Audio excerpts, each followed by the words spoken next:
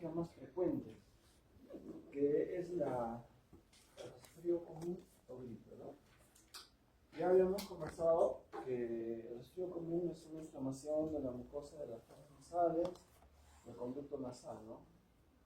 Todas estas zonas se inflaman. La causa de las infecciones la vamos a analizar ahora y vamos a ver cómo se presentan los síntomas, cómo se diagnostica, cómo se trata, cuáles son las complicaciones de un resfrío común, porque realmente esta es una de las patologías más frecuentes que ustedes van a ver al día a día y tienen que entenderla muy bien. Parece simple, pero en realidad en la práctica es bastante importante que ustedes la reconozcan, porque gracias a esto ustedes van a diferenciar las otras patologías, ¿no? Muy bien, es una rinofaringitis, ¿no? El término médico coloquial que decimos nosotros es gripe. La gripe en realidad se utiliza para una infección especial, para la infección por influenza, pero nosotros lo usamos vulgarmente como gripe, resfrío común. El término más apropiado para un médico realmente debería ser rinofaringitis. ¿Por qué? Porque ese término me refleja el lugar donde se está sucediendo la infección, en la rinofaringe, ¿no es cierto? Faringe y más arriba la rinofaringe, ¿no es cierto? Entonces, si yo examino a un paciente con rinofaringitis, lo que voy a encontrar son signos inflamatorios en esta mucosa y en esta mucosa. ¿Entienden?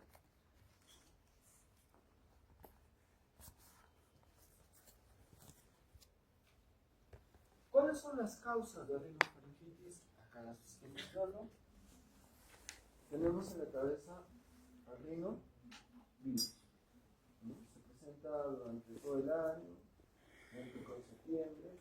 En el caso de nosotros es más frecuente en marzo, abril, junio, acá en Huancayo, por ejemplo. En la época de helada, los resfriados se disparan, ¿no? Los lugares, los pediátricos se llenan y llegan todo esto. Tenemos como una segunda causa más frecuente, miren, el coronavirus, que ahora está con nosotros también. Siempre está con nosotros el coronavirus. Lo que pasa que este serotipo 19 es el que nos ha generado problemas, ¿no? Gracias a los chinos.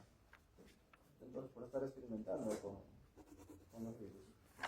Luego tendríamos el virus influenza.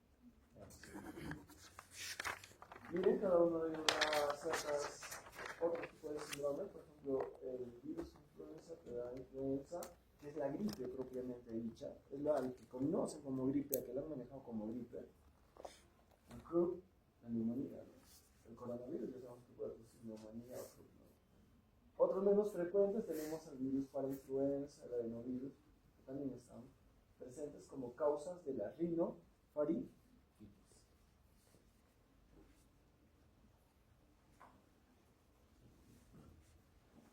Esto es algo que tienen que grabarse. Este gráfico es súper importante y vital para toda su vida. A partir de ahora se lo van a grabar, se lo van a memorizar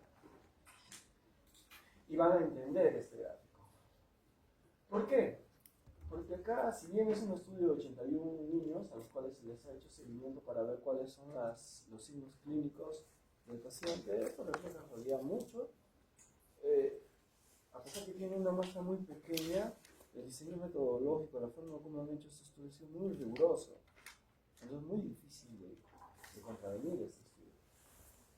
Entonces de acá se dieron cuenta que habían estos síntomas. Estos eran los primeros, los más frecuentes, y digamos así, los patognomónicos de un resfrío. ¿Y cuáles son? La congestión nasal. Médicamente, congestión significa un incremento del flujo sanguíneo en el vaso sanguíneo. Si lo estudiamos en fisiopatología, anatomopatología, cuando hablamos, el término congestión lo utilizamos para decir se han congestionado los vasos sanguíneos, se va a aumentar el flujo sanguíneo. En este caso, congestión nasal hablan básicamente del edema que se produce a nivel de la mucosa nasal por ese proceso inflamatorio que sucede. ¿Cómo se manifiesta clínicamente? Porque el niño, y algunas de ustedes les han dado gripe, ¿no? Y empiezan a sentir que ya no pueden respirar y se les empieza a tapar la nariz. Eso es la congestión nasal. Ese es un signo muy patognomónico del resfrío común. Eso no lo hace la faringitis, no hace el CRUP, no hace nada. Una bacteria no genera ese síntoma. Es algo que tiene que quedarse grabado. Otro síntoma que no generan otras patologías bacterianas es la rinorrea. O sea, es el moco que sale. Es un síntoma que tampoco se produce por bacterias. Si un niño viene y les dice, se me tapa la nariz, me está cayendo moco, eso es viral. Ya es viral, ya no le den más vueltas, ya no le den, que puede ser, salvo que esté así más de 14 días, y ya no sea una infección respiratoria aguda, ¿no es cierto? Si es más de 14 días ese moco ya puede ser otra cosa, puede ser rinitis alérgica, puede ser una sinusitis, pero ya no es resfrío común, porque ¿qué te está diciendo este gráfico? Miren, ¿cuántos días duran estos síntomas en promedio? 10 días, y está en caída, o sea, empiezan y bajan, ¿sí? Pero bueno, volvemos a este cuadro. Entonces tenemos la congestión nasal, tenemos la rinorrea, la tos. Es un síntoma de resfrío común. ¿Por qué? Porque obviamente afecta la orofaringe y la inflama y gatilla este reflejo de tos. Chicos, acá hay muchos médicos que no sé, se hacen una masturbación cerebral. Los químicos antiguos eran bien aliados. A mí cuando me enseñaron esto, decía que cuando el moco primero está amarillito, cuando se pone verde, no sé, no hablan de multicolores. Que cada uno reflejaba eso. Eso no es tan cierto. La temporalidad es lo más importante que el color. Porque el color lo único que va a reflejar es, digamos, la agresividad del virus que está ingresando en la mucosa nasal. Al inicio obviamente siempre va a ser hialino, blanco, o algunas veces hasta líquido inicialmente. Pero esto va a ir progresando y se va volviendo purulento, desde amarillo hasta verdoso, purulento. Mientras que esté en el tiempo, probablemente no va a haber ningún problema. Si va más allá de este tiempo, ahí sí ya mi sospecha cambia. Pero no es por el color. Obviamente para este tiempo ya el moco ya no va a ser ni blanco ni amarillo, probablemente ya va a ser verdoso e incluso fétido. Pero el tiempo es el que marca, no el color, porque ese color se puede presentar acá, durante este periodo de tiempo. Entonces tenemos congestión nasal, rinorrea, tos y estornudos. El estornudo también es un signo patognomónico del resfrío común. Y luego tengo la fiebre. Antes también había ese loquerío de que no, si es fiebre más de 39 grados ya es bacteriano. Si es de 40 grados, no, eso es bacteriano, por más que el tiempo, no, chicos. Tú ves a un niño con congestión nasal, con rinorrea, con estornudos, con tos, si está haciendo fiebre de 40, ese es un resfrío, duela quien le duela. Sigue siendo un resfrío común dentro de la temporalidad. ¿Por qué? Porque han visto cuántos virus pueden generar un resfrío común. Si yo me pongo a estudiar a cada uno de esos virus sí van a tener síndromes diferentes. El rinovirus, por ejemplo, probablemente te va a dar fiebres leves, no mucha tos, te va a dar mucha congestión nasal. Pero la influenza, ese te va a mandar a fiebres de 39, 40. El adenovirus también te va a llevar a 39, 40, porque son mucho más agresivos. Pero en general, estos son los síntomas que te van a presentar un resfrío común. Probablemente el síntoma que se va a compartir con otras enfermedades con mucha frecuencia va a ser la fiebre y la tos. Los demás son patognomónicos. Si eso lo tiene el niño y está dentro del tiempo de enfermedad, es un resfrío común y no se dan problemas. ¿Y cuál es la causa de un resfrío común? Un virus. No hay causa de resfrío común bacteria. Cuando tú pones diagnóstico de resfrío común, estás asumiendo que la causa es un problema viral. ¿Sí? Entendido. Entonces, quede grabado primero cuáles son las causas del resfrío común. Virus. ¿Cuáles son los síntomas patognomónicos? Congestión nasal, rinorrea, tos, estornudos y fiebre. Bueno, tos y fiebre podemos ver en otro tipo de patologías. Pero moco, congestión nasal rinoidea no lo vas a ver en otras enfermedades. Fuera del tiempo de enfermedad ya significa otra cosa. ¿Ok? Ahora analicemos estas curvas. ¿Cómo evolucionan estos síntomas? La enfermedad se puede presentar no necesariamente inicialmente con moco, puede iniciarse primero con fiebre probablemente y luego aparecer el moco.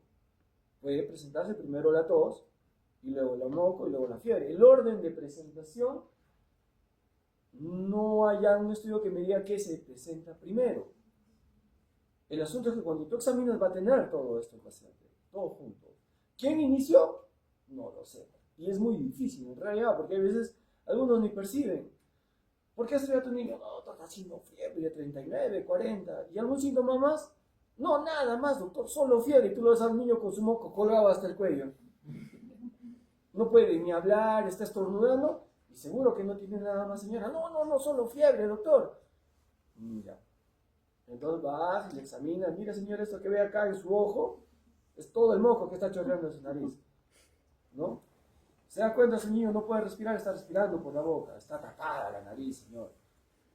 Vamos a ver la garganta, vamos a ver el moco, todo lleno, pegado de moco, toda la garganta. Entonces, muchas veces, por eso les digo a los familiares, no van a saber, no te van a decir, doctor, mi paciente viene con rinorrea, congestión nasal y estornudos. No te va a decir eso, ¿no? Va a venir por uno de ellos. Doctor, mi paciente está con tos, toda la noche está con tos. ¿Y alguno te molesta más? No, solo tose, doctor, toda la vida tose este muchacho. Obvio, porque un niño va a tener resfríos comunes durante la etapa escolar desde 8 a 10 veces. Y ellos obviamente asumen como un problema eso. ¿Ok? Entonces el orden cómo se presentan no es como, obviamente eso no está reflejando el cómo se inicia, no es que tampoco se inicien todos a la vez. Esto lo único que está reflejando es cómo es la evolución en el tiempo de todos estos síntomas. Y vamos a percibir algo. Miren el primer día. Todos los síntomas empiezan. El segundo día empiezan a elevarse, ¿no es cierto? A ver si pueden notar en qué día alcanzan el pico máximo.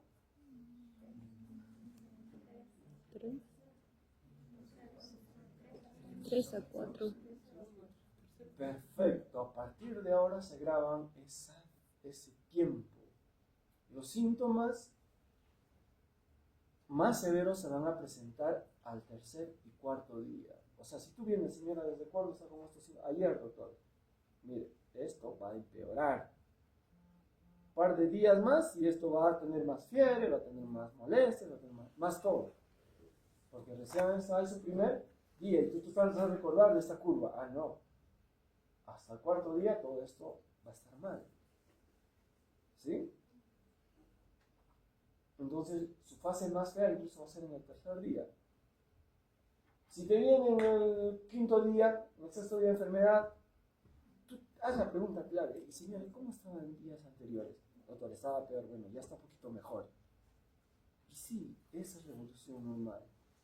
Pasado el cuarto día, normalmente los síntomas empiezan a disminuir. Pero los vas a tener, mira, los vas a seguir teniendo incluso más, porque esto sigue bajando y es hasta el 14º día. O sea, un resfrío te dura hasta 14 días. Claro que ya desde el día 4 o 5 ya los síntomas deberían ser en descenso. Deberían estar presentes, pero deberían estar descendiendo. ¿Sí? Entonces, si yo sé que está acá, ¿cuántos días de tratamiento le daré? ¿10 días? No. Eso es el tiempo, esto es lo que va a marcar el tiempo en el que tú vas a tratar la enfermedad. Y vas a tener que reevaluar a tu paciente porque el resfrío común, si bien es muy frecuente, la evolución es, digamos, muchas veces favorable, tiene complicaciones, como las vamos a ver más adelante. ¿Sí? Entonces, normalmente yo aquí le doy por 3 a 4 días el tratamiento sintomático que voy a plantear. Solo 3 o 4 días. Así arranque donde arranque, solo 3 o 4 días, nada más. Si los síntomas empeoran, porque esa es la clave de tu manejo, si los síntomas empeoran, ¿Qué es lo que tendría que hacer el paciente? ¿Qué le dices? No, señora, no se preocupe, eso es así. No, no es cierto. ¿Qué es lo que está sucediendo? Está sucediendo algo con el paciente. Está presentando una complicación. Si después de 3 o 4 días de tratamiento los síntomas, en vez de mejorar, empeoran, es más, podrían mantenerse igual. Eso hablaría de tal vez ya de un virus en particular, pero normalmente nunca van a empeorar. La fiebre no es que va a persistir, ya se va a espaciar. Si el niño tenía 3, 4 episodios de fiebre por día, al cuarto día ya debería ser tal vez un episodio por fiebre, ya no tan con unas temperaturas tan altas. Entonces cada uno de estos síntomas va a ir descendiendo. Si antes se le tapaba las 2 narices, al cuarto día ya se le tapará una. Y se irá descongestionando, el moco irá cambiando, irá mejorando, irá disminuyendo. ¿Me entienden? Eso es algo que ustedes tienen que tener en mente. ¿Ya? Entonces, por eso digo que este cuadrito te da mucha información de lo que es un resfrío común. Muchísima. Te explica todo lo que sucede en un resfrío común. En una rinofaringitis. ¿Ok? ¿Se acuerdan, no? Por definición, una infección respiratoria aguda es menos de 14 días. Por eso el resfrío dura hasta los 14 días. Pero ya sabemos más o menos cómo es su conducta, cómo es su evolución. ¿Ok?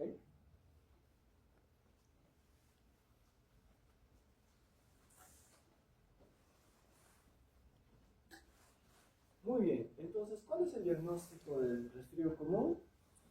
El diagnóstico es clínico. No necesito ningún examen.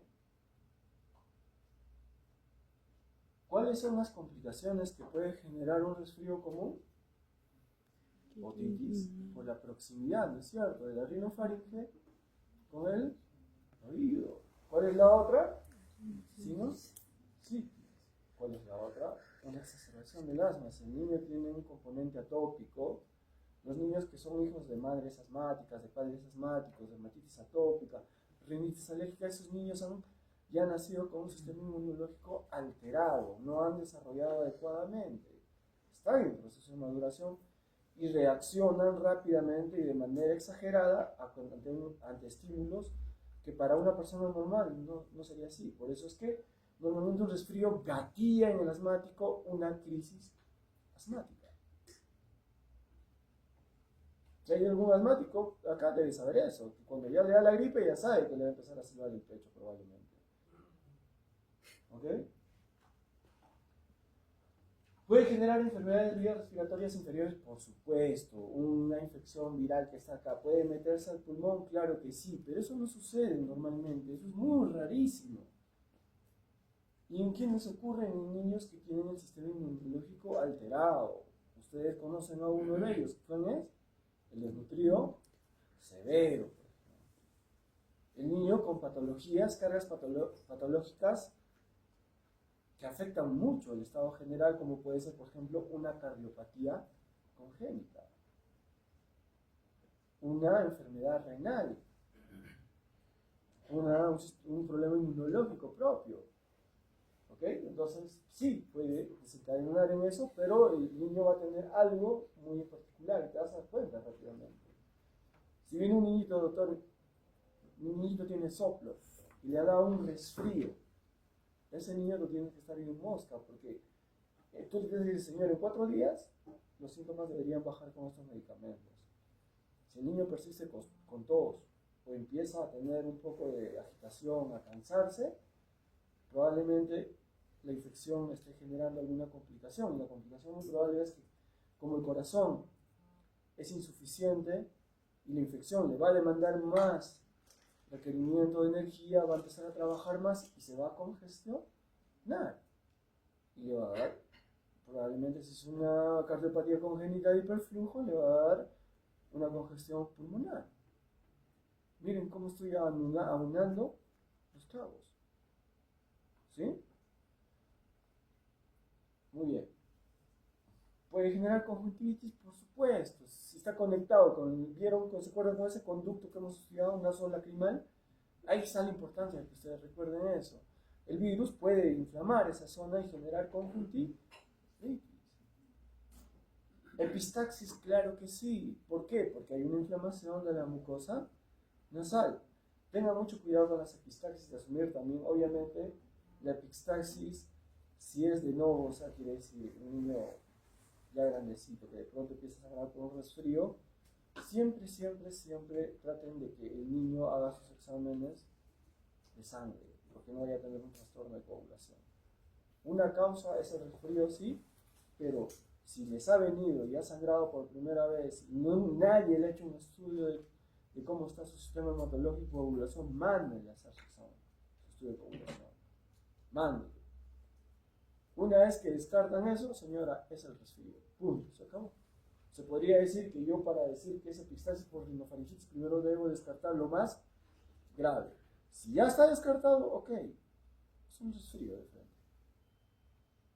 ¿Puede producir diarrea? Por supuesto que sí, porque estos virus de manera refleja pueden invadir el intestino. Es más, el moco que se genera en la mucosa nasal, que es pus, el niño normalmente no expectora, el niño deglute el moco. Y eso puede generar un proceso inflamatorio. Y hay virus como la influenza, el adenovirus, el enterovirus, que también puede generar el intestino. Entonces, un resfrío común puede producir diarrea, puede producir diarrea. ¿Lo lleva una diarrea que va a generar deshidratación severa y todo ese rollo? No, es una diarrea simple nada más, no hay problemas. El tratamiento es Tomate. Entonces, acá viene la pregunta, ¿qué síntomas tenemos? Fiebre, dolor. Empecemos con el primer síntoma, congestión nasal. Se le tapa la nariz. ¿Qué hacemos ante esa situación? Tendría que darle a alguien que descongestione, ¿no? Y para eso nosotros hemos, ¿qué cosa preparado los antihistamínicos, ¿no? Entonces, ¿qué antihistamínico le doy? ¿Cuánto le doy? ¿A quién le doy? Porque recuerda que tu espectro de pacientes van a ser de un mes, es más, ustedes van a manejar hasta neonatos en su cerebro. De 0 a 18. Bueno, y eso cuánto es problema, ¿a quiénes han enseñado eso? No lo sé. Pero no de 0 a 18 aplica lo que les estoy diciendo. Y también realmente aplica para los adultos, ¿no? No nos hagamos problemas. Y para cada uno de ellos debería darle. La pregunta es, ¿el anticongestionante le debería dar a todos? ¿Quién me responde sí? ¿Quién me responde no? ¿Dónde encontramos esa respuesta? En ese sentido va el primer trabajo por ustedes. Miren, yo les dejo bastantes trabajos, ¿ah? Si lo hacen o no lo hacen es problema de ustedes, no mío. Porque yo les mando a hacer un trabajo no para ponerle su notita. Te digan, me interesa el pepino, su notita. Los obligo a explorar cosas para que les sirva a ustedes mismos. ¿No las quieren explorar? ¿Quién tiene el problema? ¿Yo o ustedes? Ustedes, por si acaso, no yo.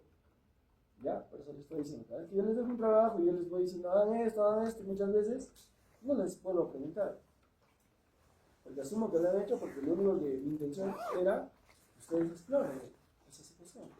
Y por ahí, si tienen alguna duda, vengan y me digan, doctor, he explorado esto y no lo entiendo, o he encontrado estas dos cosas, ¿cuál de ellas debería ser? Bueno, hasta ahorita no he tenido ninguna intervención crítica, ¿no? Significa que están entendiendo muy bien lo que están explorando. Ok, entonces, acá va un principio de mis alumnos. Yo no voy a permitir que ninguno de mis alumnos no utilice una bibliografía que sea validada o que no esté basada en evidencia. En ese sentido, les voy a exigir al menos hasta que estén conmigo que toda la información para el tratamiento de sus pacientes sea obtenida, uno, del UpToDate, que todos ustedes tienen acceso al UpToDate, así que no me pongan una cara de no tener plata, porque ustedes la universidad les da UpToDate y encima puede ser el Harry Lane o puede ser el Taquetón, nada más.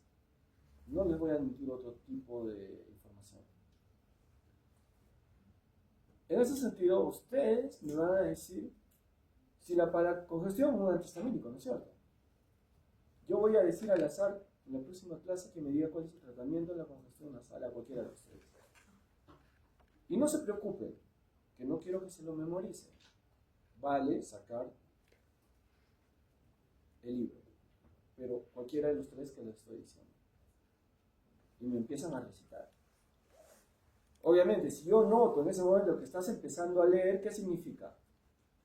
Que no has hecho lo que he dicho, ¿no? Sino que lo estás haciendo en ese momento. Eso es tonto. Lo único sin decirte en ese momento tonto, ya te digo ahorita. En ese momento no te voy a decir nada. Te voy a mirar nada más. Pero ya sabes que pienso que eres un tonto.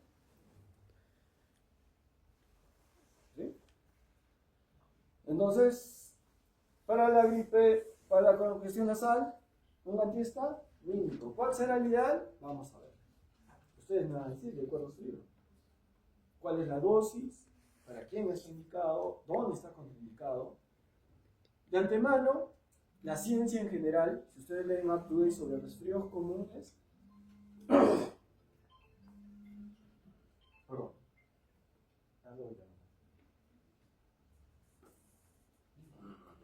sí, sí, sí.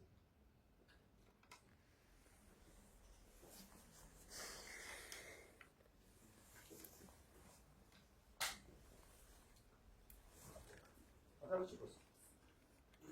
Sí, sí, empezamos.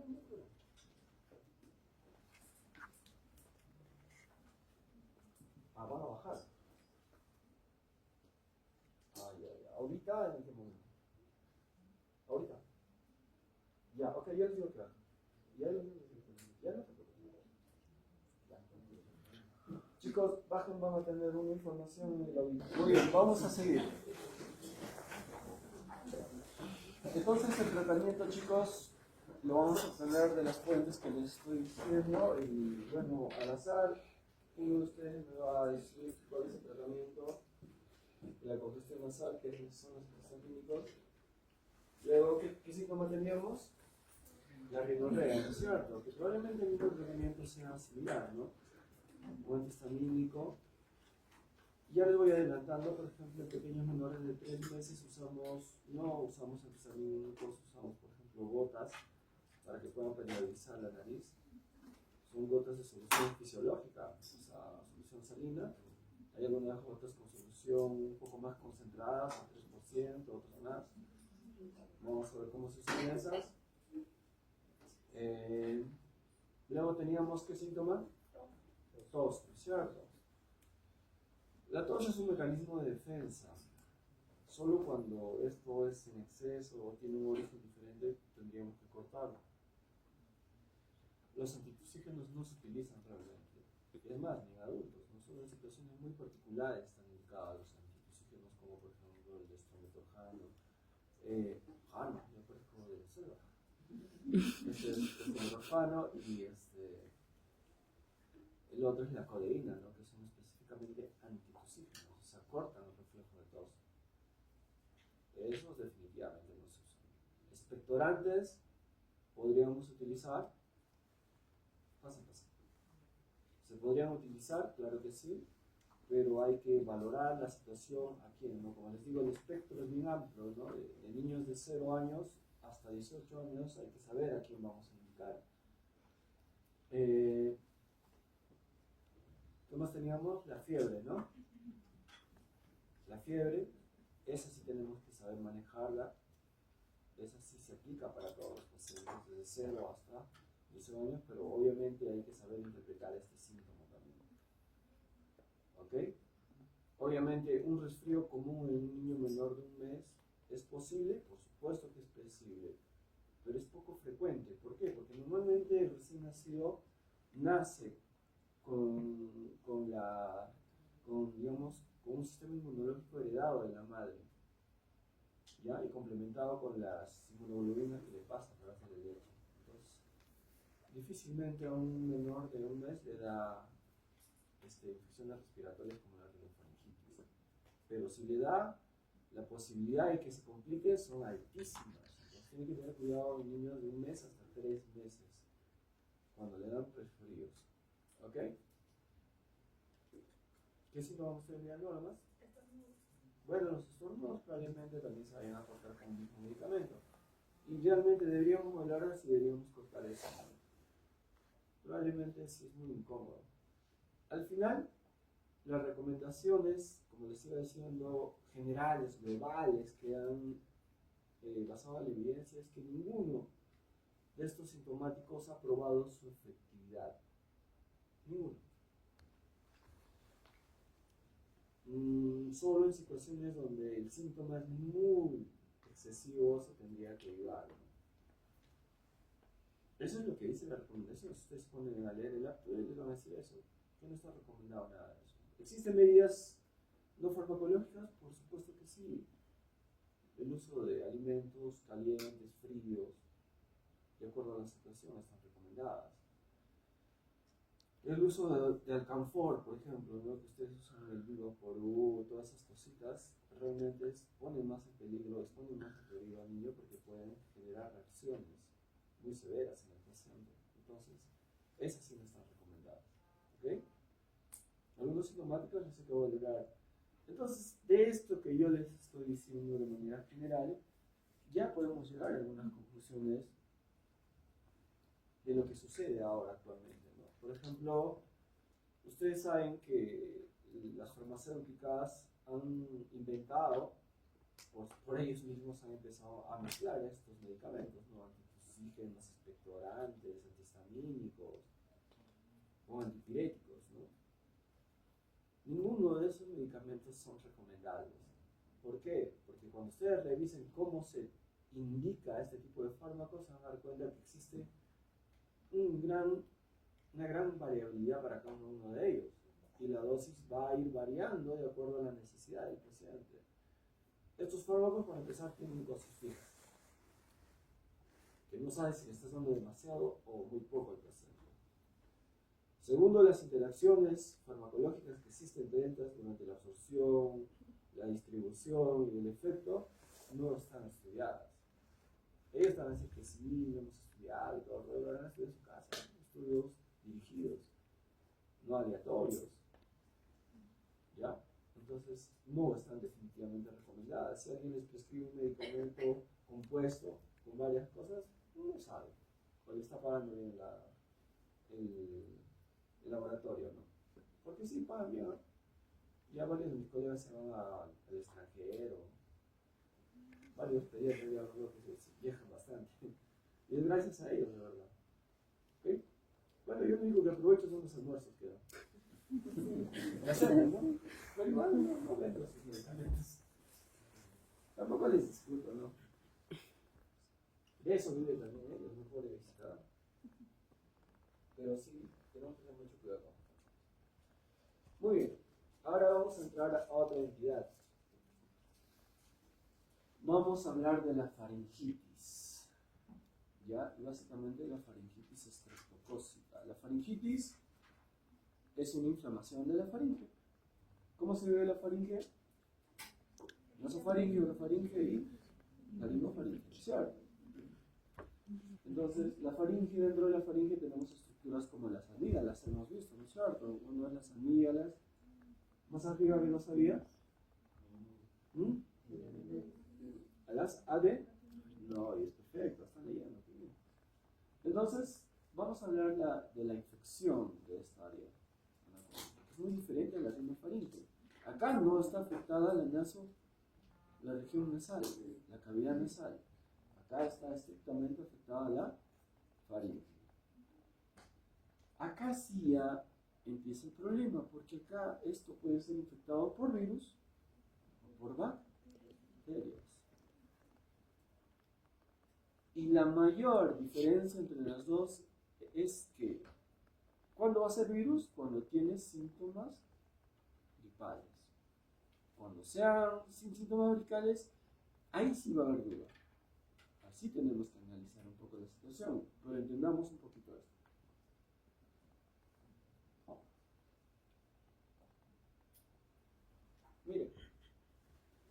Miren la causa, el número de agentes. ¿Pueden leer? ¿Sí, no? Está bien borroso, ¿no? Ya bueno, acá dice estreptococo del grupo A. Los demás son otro tipo de bacterias. Todas esas son una lista de bacterias. Ya miren, abajo está el estreptococo del grupo C, G, Neisseria gonorrhoeae, está el Fusobacterium, ¿no? Y hay un montón por Bacterium y la difteria, que genera la difteria. Y abajo está el grupo de los virus, que pueden generar faringitis o faringoamidalitis, ¿no? Pero vamos a hablar un poco, el modelo va a estar basado en lo que es el estreptococo del grupo A. ¿Cómo se llama este estreptococo? ¿Cuál es el otro nombre que tiene este germen? Ya sabemos que le estamos diciendo, pero ¿qué más? Pior.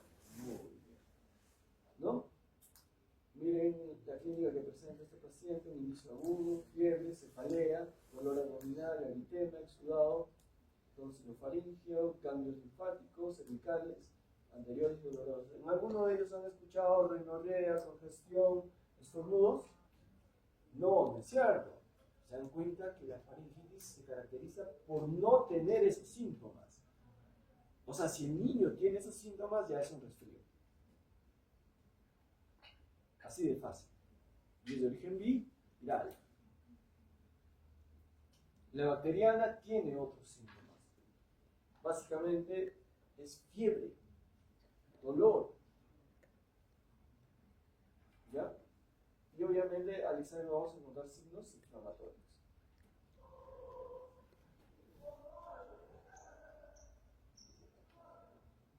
Muy bien, veamos ese grafito que nos va a ayudar un poco a entender, a diferenciar un poco. ¿Eso sí se mira las letras? Sí, ¿no? Ahí dice faringitis viral, ¿no? ¿Por qué no está producido? Ya los conocemos, casi lo mismo para el virus respiratorio, el herpes, el SARS-CoV, ¿no? Y hay algunas situaciones donde niños mayores. Acá tenemos este cuadro que nos va a ayudar a entender esto. Los agentes y lo que produce en niños menores y niños mayores. En niños mayores adolescentes, la faringitis bacteriana va a ser producida por el estreptococo del grupo A, y es bien frecuente. Con este cuadro lo que yo quería mostrarles es que, por ejemplo, una forma de diferenciar de una faringitis viral y una faringitis bacteriana es que la faringitis bacteriana va a ocurrir en niños mayores de 3 años. En niños menores de 3 años es muy bajísima la probabilidad que haya una faringitis bacteriana. Entonces, si ustedes atienden a un niño de 3 años con dolor, molestias, a pesar que no tiene rinorrea y no tiene, deberían dudar en dar antibióticos. Ahorita vamos a aprender a cómo manejar estas condiciones. Les he puesto varios cuadros para que los vean, ¿ya?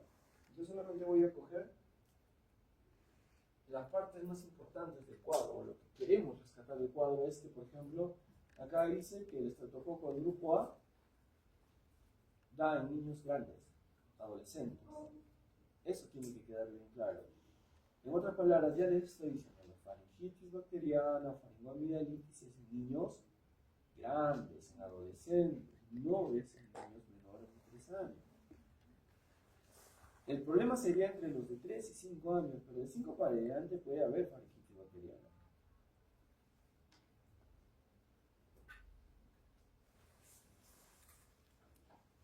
Muy bien.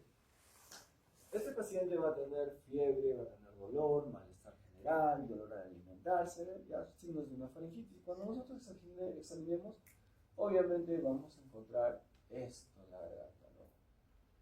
¿Se parece a una inflamación de una rinofaringitis? Claro que sí, son similares. La diferencia es que acá solamente va a estar afectado esto y no va a haber signos gripales. Solo esto vas a encontrar. ¿Ven el enrojecimiento de la garganta? Miren, de los pilares, de la úvula y la pared posterior. Siempre miren la pared posterior. Sería esto la orofaringe, ¿no?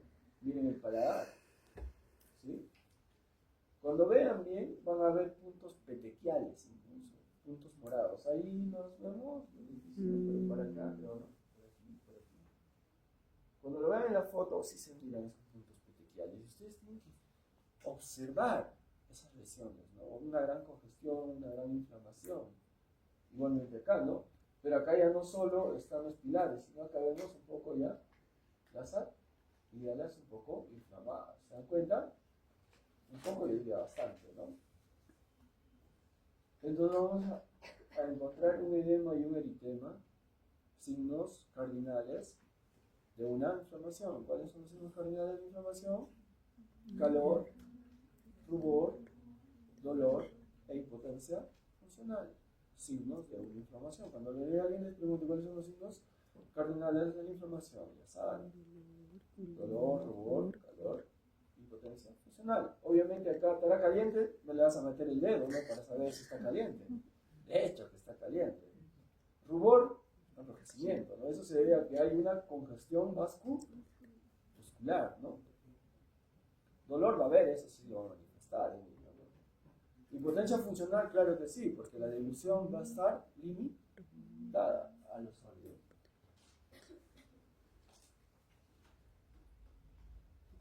En algunas situaciones va a haber inflamación y va a haber un acompañamiento con la inflamación de las amígdalas e incluso con secreción purulenta. Pero esto, chicos, no va a estar acompañado de signos gripales. No va a haber signos. Si a esto yo le adiciono signos gripales, ¿qué puedo decir? Que se ha reinfectado, como dicen los médicos, ¿no? Tenía un resfrío y le dio una faringitis bacteriana. No es así, muchachos. Eso no funciona así. Si hay signos gripales, esto es incluido por un virus, porque, por ejemplo, el virus Epstein-Barr puede generar secreción purulenta. El adenovirus puede generar una amígdala con estas características, pero ¿cuál va a ser la diferencia? Que el niño va a estar moqueando con congestión, estornudos. Así que no se dejen llevar, porque muchos ven la garganta nada más y no revisan la parte superior de la nariz. Así que esto no es patognomónico. Lo patognomónico es que no haya signos gripales. ¿Sí?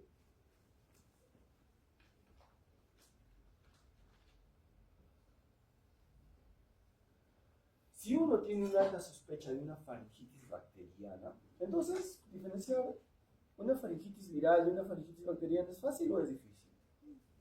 Es sencillo. Si tiene signos gripales, es viral. Si no tiene signos gripales, es bacteriana, pero también puede ser viral. Pero hay una alta sospecha. El diagnóstico, si hay una alta sospecha, chicos, y estamos refiriendo un poco, acá ya vienen los aspectos de la historia de la enfermedad.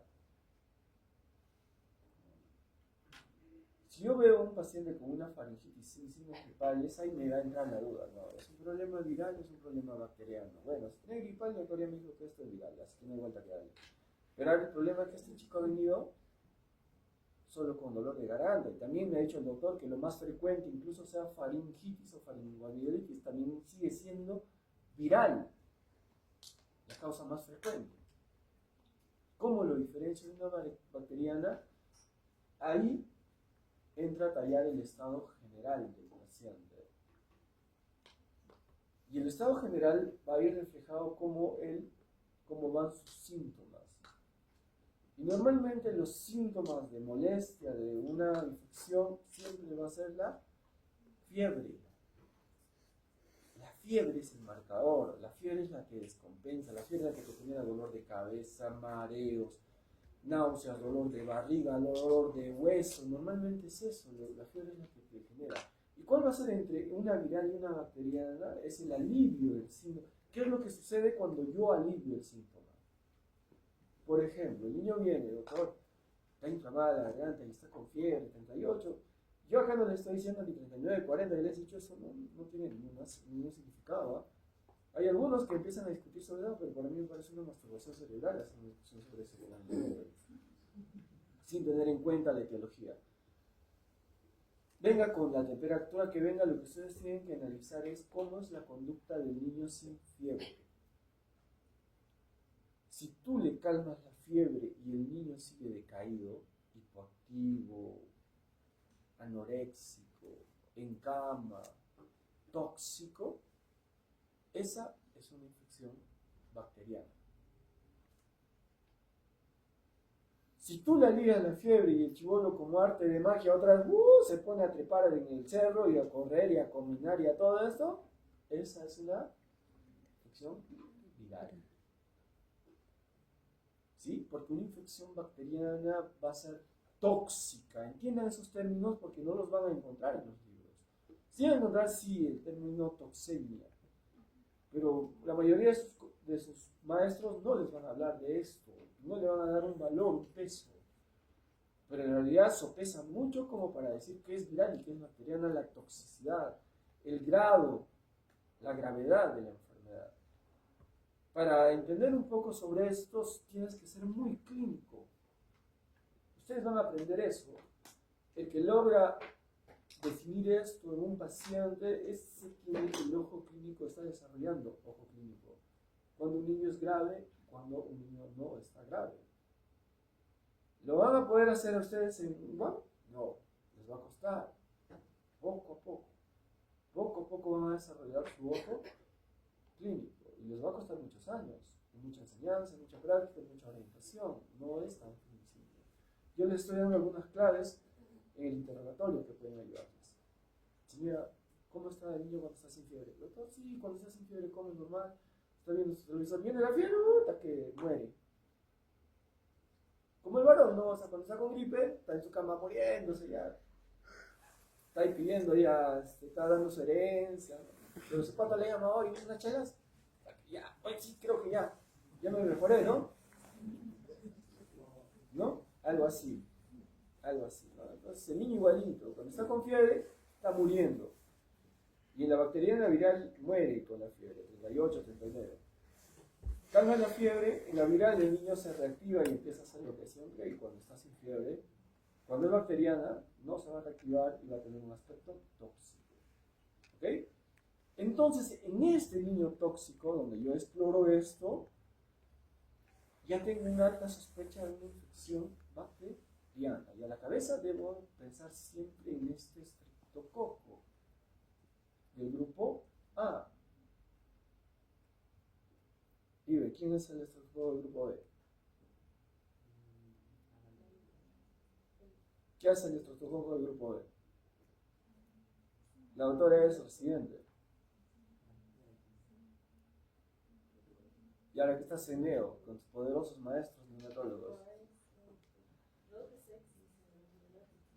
Claro, es el causante de sepsis, es una de las causas de sepsis neonatal. Cuando hablamos de sepsis neonatal hay dos causas, el Escherichia coli y el estreptococo del grupo B. Este estreptococo no está en la boca, está en los genitales de la mujer. Por eso, por arrastre, al niño cuando nace se puede llevar a este estreptococo y puede generarle sepsis. Y cuando estudiaron sepsis neonatal encontraron dos causas frecuentes: E. coli y el estreptococo del grupo B. Entonces, ¿por qué les estoy diciendo? Para que les ayude a memorizar el estreptococo del grupo A. ¿Sí? Este está en la boca. Claro que algunos de ustedes pueden tener estreptococo del grupo B, no una faringitis por estreptococo del grupo B. ¿Puede haber? Puede haber. ¿Cómo llegó ese estreptococo ahí? Tiene que responder el alumno, ¿no? Es cierto, porque ya sabemos dónde vive normalmente ese estreptococo. La sepsis por estreptococo del grupo B, por ejemplo, ha sido tan, digamos, tiene un impacto dentro de la mortalidad de los niños, tanto como la A, que los dos se hacen maniobras de reconocimiento, porque había muchos portadores. No todas las mujeres tienen estreptococo del grupo B. Cuando hay una mujer de riesgo, una gestante de riesgo, y se le detecta esto, por ejemplo, en otros países más desarrollados, les hacen tamizaje. Les buscan el estreptococo del grupo B y si lo encuentran, le dan tratamiento antibiótico para eliminar. ¿Cuán efectivo es eso? Todavía está en estudio, no es concluyente realmente. Igual, a los que le encuentran el estreptococo del grupo beta hemolítico grupo A, hay que tratar de eliminar a esta bacteria porque ahorita la vamos a conocer mejor. El diagnóstico dice: la confirmación microbiológica del estreptococo del grupo A es importante antes de iniciar la antibioterapia. Esto va a ayudar a prevenir innecesariamente el uso de antibióticos. O sea, si yo ya tengo una alta sospecha de una infección bacteriana, yo lo primero que voy a hacer no es darle el antibiótico. Incluso, miren, ¿ah? Esa es una práctica, esa es una buena práctica. O sea, ni siquiera me voy a mandar a pesar que tengo una alta sospecha. Lo primero voy a tratar de detectar este. ¿Y cómo? Acá viene.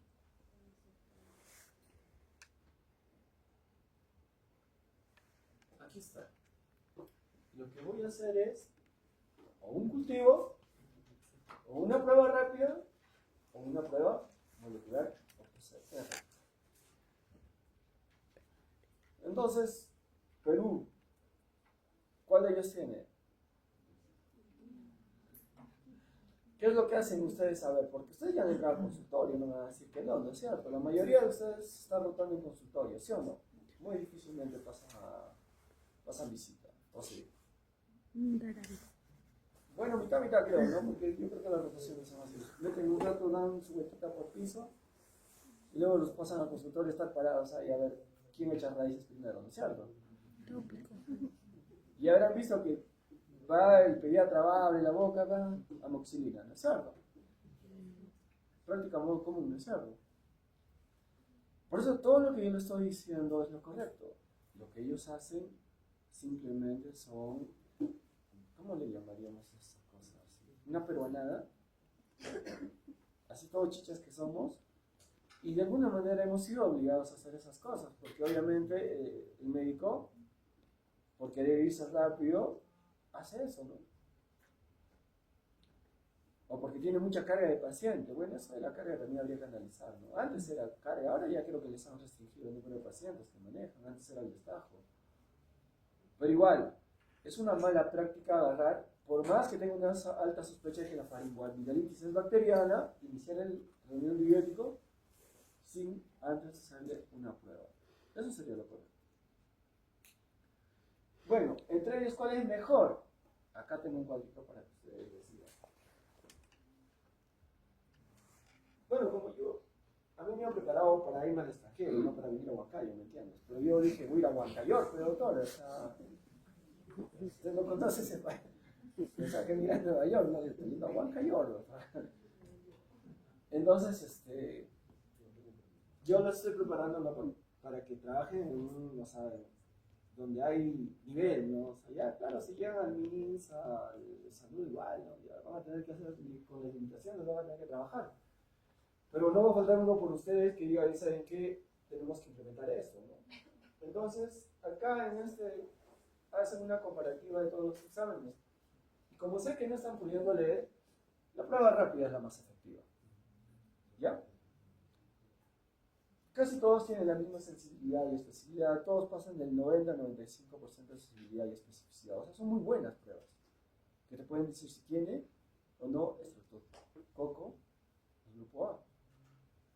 ¿Sí? Entonces ustedes pueden elegir. En las clínicas se hablan de eso, la verdad, hasta ahorita miren, yo estoy trabajando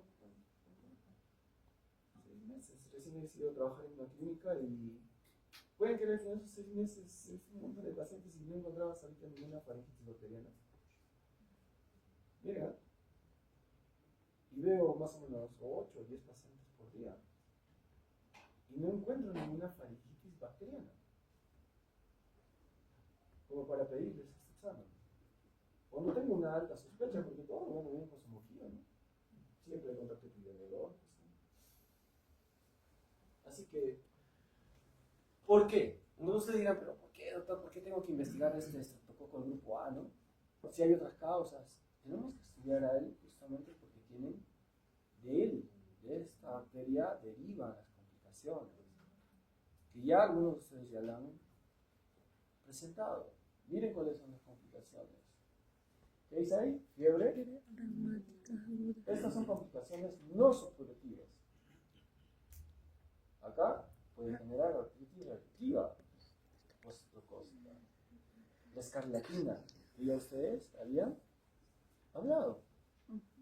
¿Sí? Puede haber un choque séptico, tóxico. Un niño que se pone ahí, el síndrome del niño rojo, le decimos. Una eritrodermia. Es grave. ¿Qué dice? Glomerulonefritis, por supuesto. La infección por esta bacteria puede generar esta complicación. Y los pandas, ¿no? Miren, puede generar trastornos neuropsiquiátricos. Un niño o un paciente diagnosticado con esta infección, con una faringitis bacteriana, puede presentar estas complicaciones. Otras complicaciones curativas de la fertilidad pueden ser, por ejemplo, celulitis o abscesos tonsilofaringios, o sea, la amígdala o también arriba, en las adenoides, pueden generarles abscesos. ¿Sí? Pueden generar otitis media, sinusitis. Esto es uno de los causantes, no es el más frecuente. Vamos a ver otitis y sinusitis. Este puede ser uno de los causantes. Cuando entra, es un problemón. Pero él no es el causante de la sinusitis. No es el más frecuente, más bien es el menos infrecuente de estas dos cosas. Puede generar fasciitis. O sea, este germen no es cualquier germen. Es un germen que puede generar mucho. Entonces, cuando ustedes tengan como antecedente un paciente que sufrió una infección bacteriana, una infección respiratoria de la faringe y posteriormente empieza a presentar hinchazón, dolor, por ejemplo, dolor de miembros inferiores, empieza a hinchar las manos, los ojos, los dedos, estaré pensando en una glomerulonefritis, dolores articulares. Entonces, se dan cuenta cómo ahora sí el antecedente de una faringitis puede pesar para todas estas enfermedades. Y todo por culpa de este señor, el grupo A. Él es el que causa estos problemas. Y lo interesante es que es fácil de matarlo. No es difícil. Pero es muy raro, ya le estoy diciendo, es muy raro. Yo ya llevo casi medio año y no encuentro una faringitis bacteriana. Hasta ahorita no he recetado. Es más, desde que acabamos mi residencia habré recetado unas 2 o 3, 4 veces amoxicilina. Y eso con el dolor de mi corazón.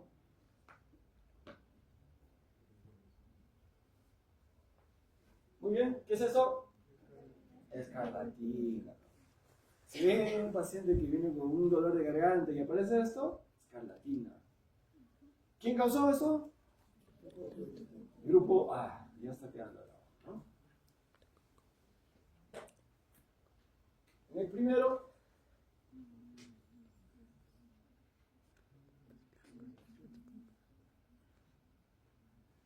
cuando vean esto, ¿ven esto? ¿Pueden ver? ¿Qué son? ¿Qué es un afta?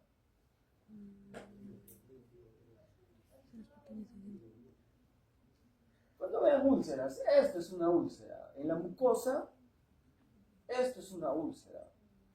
Lo ves en el estómago, es una úlcera. Lo ves pero ya vamos a ubicar la úlcera. ¿La úlcera dónde está localizado? En el paladar blando, ¿no es cierto?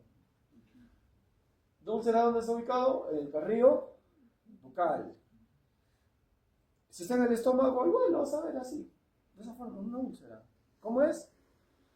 Escríbanlo. Es una lesión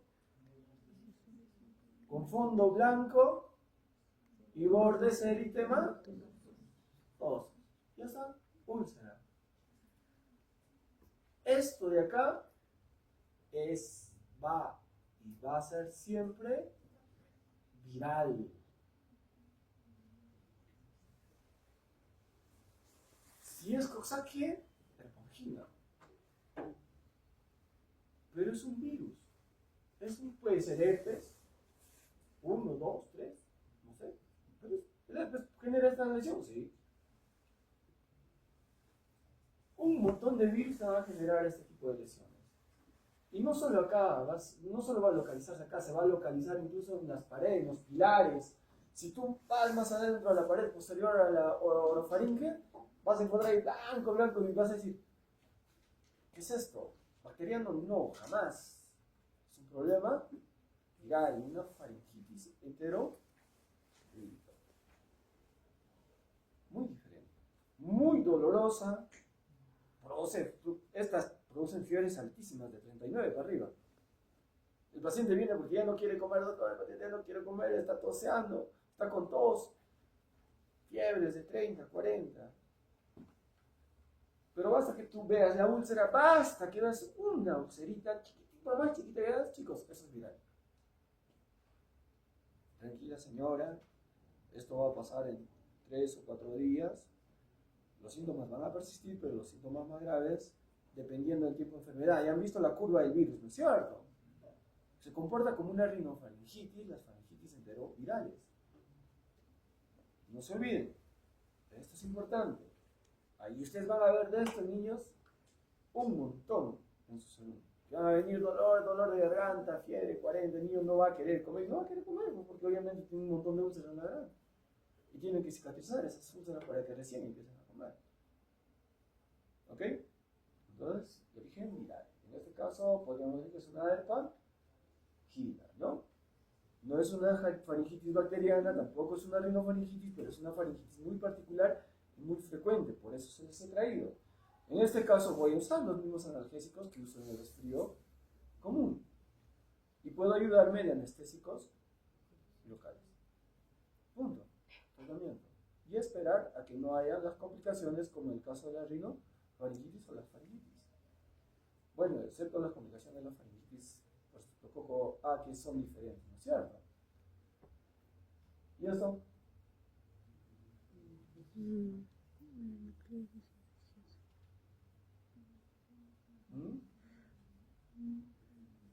Esta fue una infección viral a quien le dieron amoxicilina. Este chiquito tenía infección por virus de Epstein-Barr y le dan antibióticos y genera este tipo de reacción. Por eso ustedes tienen que estar bien atentos a lo que sucede posterior a la administración de un medicamento, siempre. Los medicamentos se administran y se controlan inmediatamente. Fuese por más simple que sea el fármaco, que estés usando ibuprofeno, paracetamol, clorfenamina, amoxicilina, tienen que ver las reacciones adversas,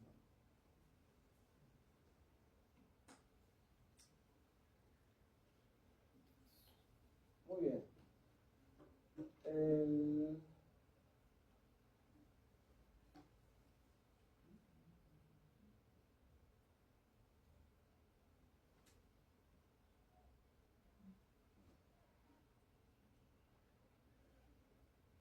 Entonces, ¿cuál sería el tratamiento de una faringitis bacteriana? Antibióticos. ¿Qué antibiótico va a buscar? ¿Cuál es el antibiótico para el estreptococo del grupo A? ¿Y cuál es la dosis? En sus libros.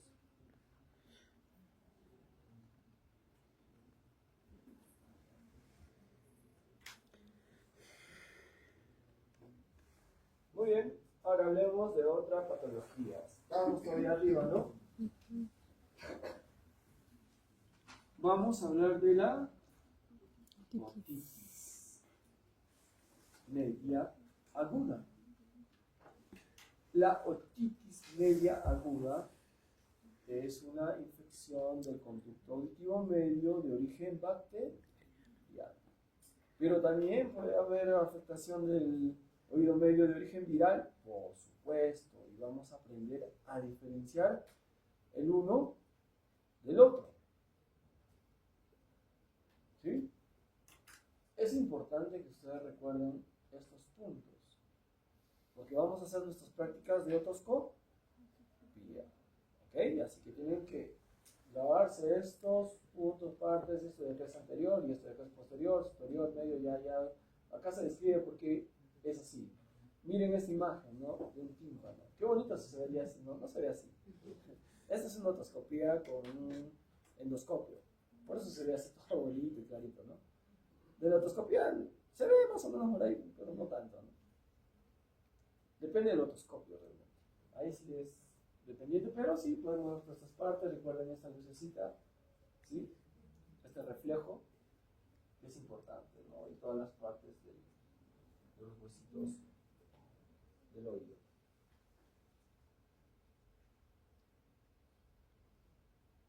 Muy bien, ¿quiénes son los agentes que producen la otitis media?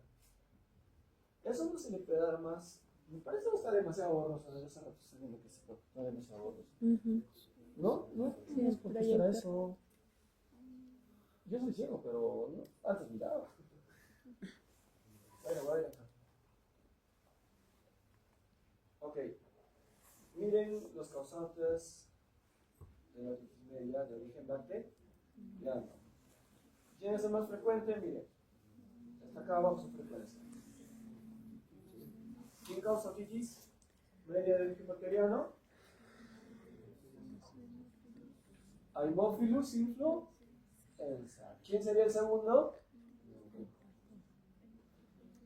Neumonia. O sea, neumococo.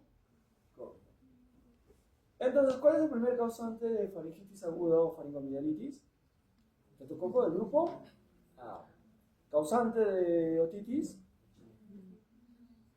influenza o streptococo neumo.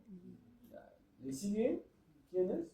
Monoxidil catarrhalis y el Piógenes, que es el último, el mismo que producía la faringitis. ¿Se dan cuenta? Por eso les decía que es el último, es el más frecuente, es el último. Este cuadrito nos ayuda bastante porque nos relaciona un poco con los síntomas que presenta el paciente. Si ven acá al costado te dice qué síntomas, ¿no? Síntomas graves incluyendo fiebre alta. ¿Quién te lo produce más? El neumococo, seguido de la níflios y los demás no producen síntomas muy graves. Conjuntivitis, ¿cuál de ellos produce? Rosa. No, mira que prácticamente es el síntoma que lo diferencia de los demás agentes. Complicaciones intratemporales o intracraneales, ¿quién lo produce? Es el neumococo y el Piógenes. Por eso les decía que el Piógenes cuando entra genera mucho problema. ¿Y quién genera recurrencia? Es el Haemophilus influenza. Y obviamente, en función a esto y a sus características del germen, el tratamiento va cambiando, ¿no? Miren, algunos son sensibles a la penicilina y otros no, como la Haemophilus influenza, por eso el tratamiento es diferente. Entonces ya tenemos las causas de otitis media bacteriana. Miren, la evaluación otoscópica es necesaria para el diagnóstico de otitis media. Obviamente, ¿cuál va a ser el síntoma por el cual te va a venir el paciente? Dolor. Es un patognomónico, ¿no? No te va a venir con rinorrea, ni entonces vas a decir, uy, tiene otitis, ¿no? Lo primero que te va a decir, me duele el oído, o no escucho, siento que mi oído ya no escucho, vaya con un síntoma auditivo. Eso te va a decir si es otitis media viral o bacteriana, o otitis viral o bacteriana, no te va a decir. La única forma de saber esto es a través de la otoscopia.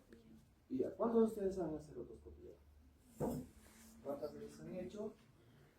Nunca, ¿no es cierto? Por eso es que tenemos que entrenarnos. La próxima clase me van a traer sus otoscopios para que se vean sus narices y sus oídos. ¿No es cierto? Todos ya se lavarán sus orejas bien bañaditos, venga, porque no pasen de noche, ¿no? Traten de sacarse todos ahí sus troncos que tienen en el oído para que puedan favorecer el examen. Porque miren, ¿cuál es el procedimiento para hacer una otoscopía? Primero, extracción del cerumen. Si ustedes vienen con su cerumen acá, vas a perjudicar a tu colega, ¿no? Y el colega va a tener que utilizar algunas medidas. Sacar el cerumen con un fármaco, ¿no? Irrigarte el oído. O meter su uña para sacarte manualmente el cerumen, ¿no? Una de tres. Luego tenemos que tener el equipo. Ustedes tienen que saber manejar. Y obviamente podemos hacer la siguiente evaluación: una otoscopía neumática o una otoscopía digital, dependiendo del instrumento. Vamos a desarrollar cada uno de esos puntos. Empecemos. Entre los tres, entre usar un fármaco o usar sacarlo directamente, obviamente, lo que ustedes van a tener a la mano es la irrigación. Los fármacos que se utilizan para sacar el cerumen es Es útil para situaciones no de otitis media, o sea que en niños no los utilizan. En niños con sospecha de otitis media no usamos fármacos para sacar el cerumen. No los vamos a utilizar porque pueden agravar la condición, pueden perforar el oído. Solo los otorrinos pueden sacar directamente el cerumen porque ellos tienen los dispositivos para hacer eso. No es que vas a meter uñazo, ni sopo, ni nada. Eso lo hace el otorrino. Y lo único que nos queda entonces para nosotros es la irrigación. ¿Y con qué se irriga? ¿Con agüita de caño? En realidad, si es que no hubiera, podrías hacerlo. La tibita. Pero normalmente tu puesto de salud no va a ser tan pobre. Porque sabemos que somos pobres, pero no tan pobres. También lo duro. Entonces, vamos a irrigar con lo duro, ¿no? Vamos a limpiar, vamos a... Siempre el examen del oído es... ¿Cómo se hace el examen del oído? Ustedes ya han hecho otorrinos, ¿no? No, mentira. ¿Cómo se hace para examinar el oído? ¿Cómo? ¿Cómo lo traes? A ver, está acostado. No. Hacia arriba y atrás. ¿Por qué? ¿Se acuerdan? Miren qué dirección tiene el conducto. Hacia abajo. Entonces, para un poco centralizar, horizontalizar esto, elevo el pabellón auricular y lo mando hacia atrás. Elevo y hacia atrás. Válido en la mayoría de los pacientes, pero no es una regla, porque algunos tienen el conducto auditivo como un culebrón. Entonces vas a tener que buscar una posición adecuada para poder introducir, ¿no es cierto? Pero bueno, para la irrigación no hay mayor problema que simplemente le levantas y miren la posición del aje. Esto de acá no es una aguja, no están metiendo agujas, chicos, ¿ah? Ya conocen una aguja, no me digan que no conocen. Ya conocen la aguja. Retiran la aguja y solamente dejen la parte plástica. Ya no hay también con la aguja, la van a atravesar hasta no está puesta esta su imagen. No es una aguja. ¿Ya? Si no funciona muy bien, directamente, ¿no? Colocando esto, pero siempre apuntando hacia la pared superior. Y empiezan la irrigación con cloruro y pueden mezclar incluso con peróxido de hidrógeno. ¿Cuál es el peróxido de hidrógeno? ¿El agua oxígeno? Y con eso limpiamos. Entonces, si alguien viene acá con un tapón, le lavaremos el oído día, ¿no? Ese día. ¿Ok? Entonces, la irrigación es el primer paso, dejar libre, ¿no? ¿Sí? Después una pregunta. ¿Es necesario poner agua oxigenada días antes que le vas a realizar irrigación al paciente? Justamente esa agua oxigenada ya es una medida farmacológica para sacar el tapón, no se usa en otitis. Entonces sería ligadísimo. O sea, si tú vas a hacer un examen del oído no para diagnosticar otitis, sí es conveniente usar esos, por ejemplo, echarle agua oxigenada en gotas.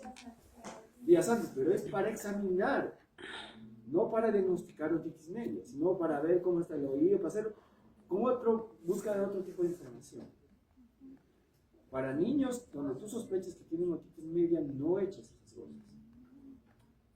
Ya le estoy diciendo, puede generar más, porque toda esa membrana está inflamada, más el peróxido de hidrógeno y el agua puede generar problemas. Lo ideal es extraer realmente el cerumen directamente, porque incluso el ponerle agua, el ponerle con peróxido, en ese momento puede hacer que se humedezca más y promover más infección en un niño inmunodeprimido. ¿Sí? Pero ustedes van a tener esos aparatitos que tienen los otorrinos. No, cae tu agüita oxigenada, pues y lava. Y luego, una vez que ya tenemos libre el conducto sin el troncazo, ¿qué encontrarían ahí, no? Dinosaurios. ¿Reconoces su equipo? ¿Sí? Bueno, este equipo es de la de metal, pues, ¿no? Tiene su espéculo, su lente de aumento. Bueno, acá es a nivel pobreza, ¿no? Porque simplemente es para sacar y mover el lente de aumento, ¿no? Pero hay otros dispositivos que sí te parecen graduar, ¿no? Lograda bien bonito. Mientras más caro, tiene más opciones.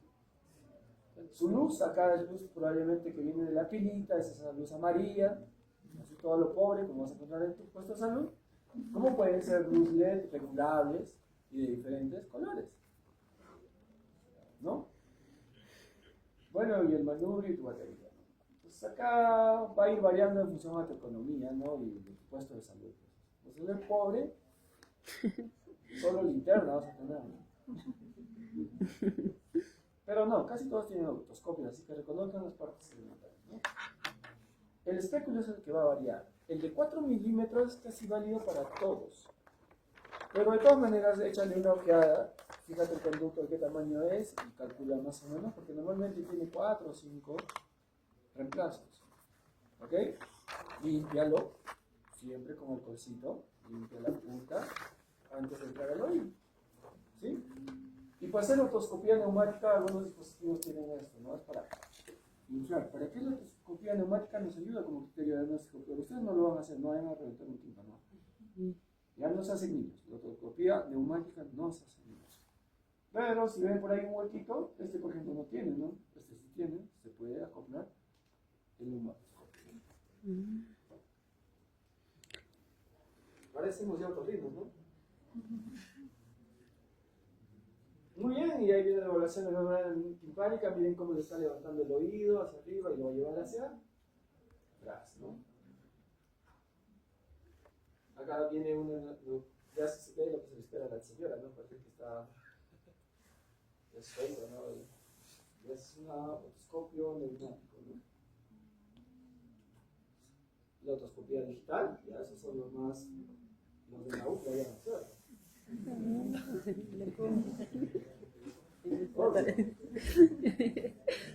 obvio que sabe. Todavía no llegamos ahí. Muy bien, ¿qué es lo que vamos a ver? Vamos a ver esto. ¿Ok? Esto es lo que se va a ver. Y obviamente ustedes tienen que reconocer las partes, ¿no? Miran la lucecita, esto vendría en la parte anterior, y esta la lucecita, la parte anterior. Entonces, ¿qué oído es este?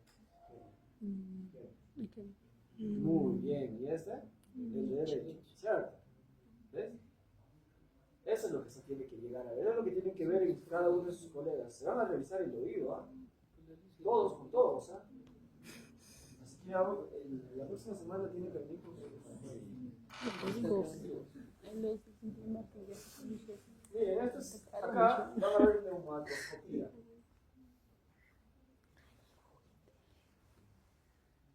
¿Ven? ¿Ven cómo la membrana timpánica se mueve? Ese movimiento se valora. En ciertas patologías ese movimiento se pierde. ¿Sí? Pero eso ya es a nivel otorrino. Cuando ustedes... Ay, Ay, no.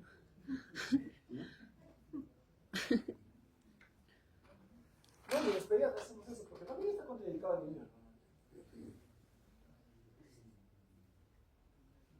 Ok, miren, ¿qué cosa se evalúa en una otoscopía? La posición, la movilidad, la translucencia, el color y otros hallazgos. Cada uno de estos tiene sus divisiones. La posición es neutral, si está abultado o lleno, es una característica por ejemplo típica de una otoscopía aguda. Acá te dice la translucidez, vemos si es translúcido o no, nublado, opaco, semi-transparente, líquido movido medio. El objetivo de hacer estos, valorar, digamos, estas características o estos componentes es saber diferenciar si estoy ante una otitis media aguda o una otitis media por efusión. Pero ahí va la gran diferencia. El objetivo de otoscopía en una situación infecciosa es eso. Diferenciar en una otitis media aguda o una otitis media por efusión. Ahora vamos a entender que es una otitis media por efusión. Eso nos han enseñado en otorrinos, ¿no? Sí, lo van en sus caras de extrañeza.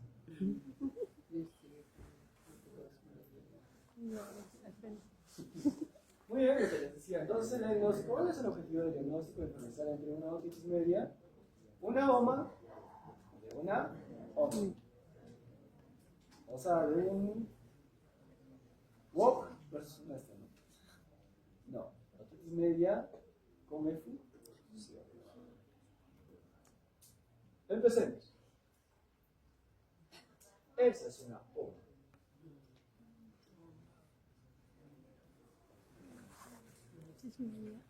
¿Qué es lo que notamos? Un abombamiento. La membrana timpánica está opaca, se perdió, ¿se acuerdan de la luz? No hay translucidez, ¿no? Y aquí ocurre lo mismo, pero ¿con qué está asociado? Con eritema, ¿no? Y acá hay un nivel, ¿eh? Acá está translúcido, pero acá está opaco, hay un nivel aéreo, hidroaéreo, ¿no? Y todo esto son signos característicos de inflamación. Entonces, lo que caracteriza a una otitis media es que haya signos inflamatorios. ¿Cuáles son los signos inflamatorios, chicos? Dolor. Entonces, el paciente que va a tener una otitis media, dolor. Siempre va a haber dolor. ¿Cuál es el otro signo? Rubor. ¿Qué más? Calor. No le vas a meter tu dedo tampoco para tocar, no esté caliente. Pero probablemente va a ser fiebre, ¿no es cierto? E impotencia funcional. ¿Cómo se manifestará la impotencia funcional? Disminución de la audición. Doctor, no escucho por este oído, dale por este oído, ¿no? Obviamente el bebito va a ser un poco difícil a valorar eso. Muy pequeño, ¿no?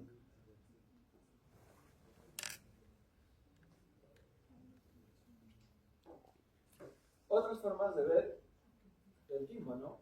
Igual, todas son otitis medias, pero recién en inicios, ¿ven? Miren cómo acá se va llenando. Medio translúcido, pero acá ya está lleno, ¿no? Y hay líquido. Acá ya está casi lleno y acá está ya a punto de reventar. Todos son otitis. ¿Difícil? No, no es cierto. Entonces, ¿qué cosa es una OMI? ¿Es el femenino de la OMA? Oh, a los chicos vos no es así. ¿Ya?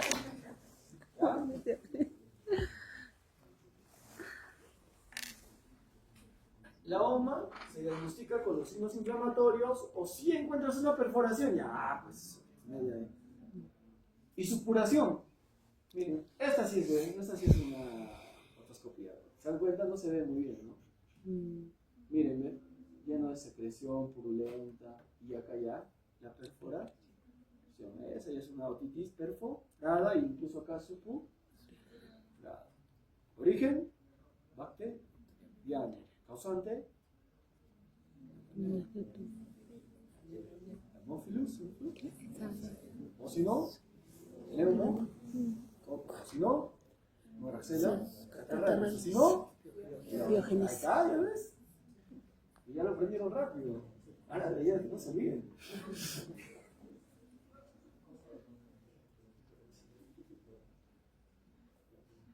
Entonces, ¿qué cosa es la OMI media? Ya no es otitis media, ¿no? La otitis media con efusión. ¿Qué quiere decir? Que se va a llenar de líquido acá. Lo van a entender fácil. Cuando uno aprende fisiopatología, entiende las cosas fáciles. Es súper fácil de entender la medicina. ¿Qué ocurre en una rinofaringitis? Se inflama la mucosa nasal. Y se inflama esto, ¿no es cierto? El conducto del tráqueo. La pregunta es, ¿qué función tiene este conducto? ¿Para qué sirve? Claro, para presión, pero también para drenaje, porque acá se genera secreción y fluye hacia el conducto nasal. Entonces, ¿qué pasa en una rinofaringitis? Se inflama y esto se cierra y acá se llena de líquido, pero líquido no infectado. Y esa te genera una OMI, una otitis media por efusión. infección. Clínicamente, entonces, ¿qué me daría cuenta? Que normalmente la otitis media aguda probablemente va a ser de origen una complicación de una faringitis. En cambio, una OME va a ser de origen rinofaríngeo. Y así yo logro diferenciar una otitis bacteriana de una viral. ¿Sí? ¿Queda? ¿Entendido? Obviamente en los niños es más fácil que ellos tengan este problema, ¿no? Porque esto es más pequeño y está más horizontal. Una OME de una. ¿Qué era esa? 7 y 5.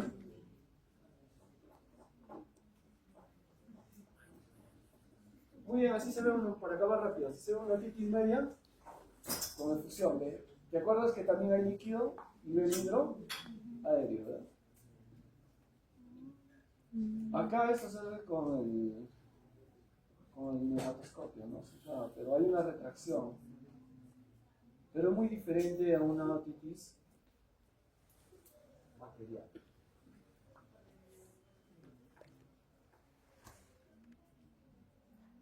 Miren el video. Miren. ¿Se dan cuenta que la membrana timpánica no estaba como la anterior? Es como si algo lo estaría succionando desde atrás. ¿Sí? No hay movilidad, ¿no? Para eso son pues movimientos los otorrinos, ¿no? Para eso se excitan. Muy bien, ¿cuáles son las complicaciones? Ahí las tienen, las pueden leer, las pueden revisar. Miren, la otitis tiene un montón de complicaciones. Si no está bien curada. Bueno, bien, mate. El tratamiento, ahí está. Ese es el algoritmo. Le he puesto a propósito ahí para que lo lean. Bueno, al final el tratamiento para una otitis media es la amoxicilina sola o la amoxicilina con ácido clavulánico, y si la cosa se pone fea podemos usar otros medicamentos parenterales. Van a revisarlo, van a leer, van a agarrar su librito y van a comparar con este cuadro. Esta estaba obtenida del UpToDate. Compárenla con la que dice en el taquetomo y van a ver cuáles son las dosis. Y las dosis son súper altas. No voy a comparar la dosis de la faringitis bacteriana con la otitis media y se van a dar cuenta que son súper dosis de la otitis media. Pero es necesario que ya lo tengan referenciado para que entiendan mejor el cuadro, ¿ya?